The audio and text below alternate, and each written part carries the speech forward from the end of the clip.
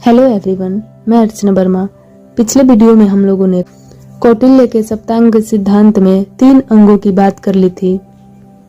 अब बाकी के 4 अंग दुर्ग, कोश, दंड और मित्र की बात करते हैं।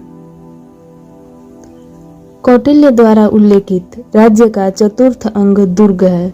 उसने राज्य के सीमांतों पर अंतपाल नामक अधिकारी के अधीन दुर्ग निर्माण का निर्देश दिया है।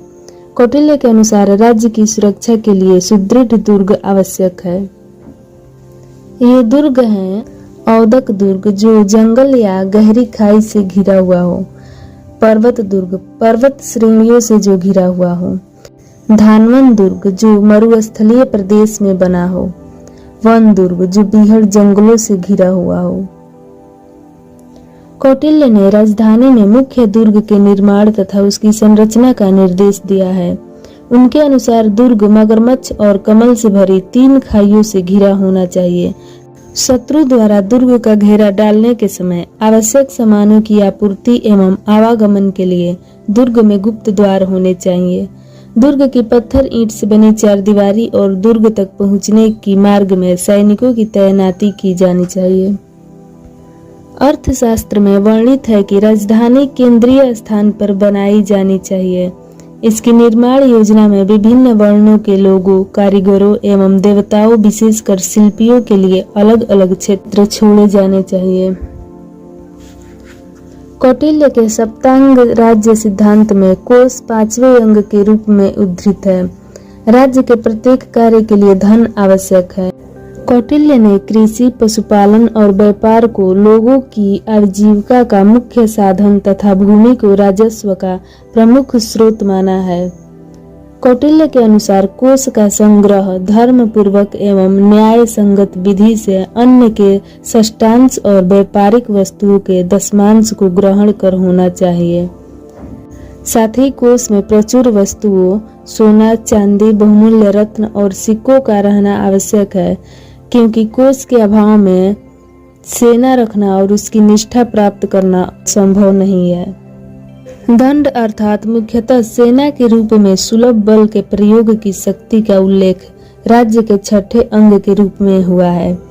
कौटिल्य के अनुसार इस अंग में पुश्तैनी, भाड़े पर रखे गए वन और निगम के सैनिक आते हैं, जो पदाति, रथारोही, हस्त सैनिक और अश्वारोही 4 भागों में विभक्त होते हैं। यद्यपि कौटिल्य ने क्षत्रियों को सैनिक के रूप में सबसे उपयुक्त माना है, तथापि उसने संख्या बल के विचार से वैश्यों और शूद्रों को भी सेना में शामिल करने की सिफारिश की है। कौटिल्य के अनुसार सेना वंशानुगत और निष्ठावान, आक्रमण के समय आवश्यक उत्पादनों से सज्जित होनी चाहिए तथा उनके निर्वहन हेतु इतना देना चाहिए जिससे वे संतुष्ट रहें।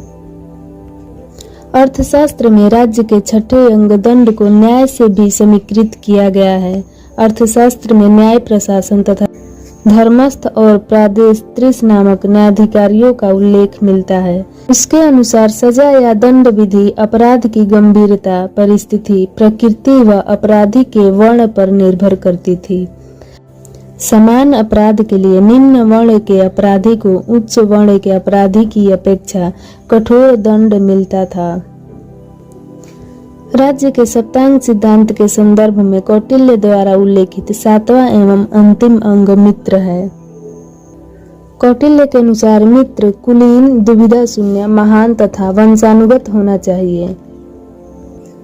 एक विजिगीषु राजा अर्थात विजय के आकांक्षी राजा को अपने सैन्याभिमान के लिए ऐसा मित्र चाहिए जिसके साथ विभेद की संभावना न हो और जो अवसर आने पर सहायता के लिए तैयार रहे।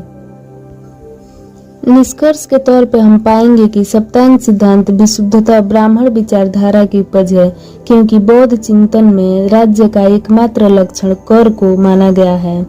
कौटिल्य की राज्य विषयक अवधारणा की समता मार्क्सवादी तथा आधुनिक राष्ट्रीय राज्य से भी की जा सकती है। कौटिल्य द्वारा राज्य के अंग के रूप में अमात्य, दंड और कोश का तथा मार्क्सवादी विचारक एगेल्स द्वारा क्रमशः इनके पर्याय सरकारी अधिकारी, सरकार की शक्ति और कराधान का उल्लेख इनके मध्य समानता को दर्शाता है। साथ ही सामान्यतः आधुनिक काल में राज्य के 4 घटक प्रभुसत्ता, सरकार, क्षेत्र और जनसंख्या माने जाते हैं, जो राज्य के सप्तांग सिद्धांतों के क्रमशः इन अंगों स्वामी, अमात्य और जनपद के अंतर्गत आ जाते हैं। अतः कौटिल्यकृत सप्तांग सिद्धांत राज्य जैसी अमूर्त, निराकार और भावनात्मक धारणा को मूर्त रूप देने में सफल सिद्ध हुआ है।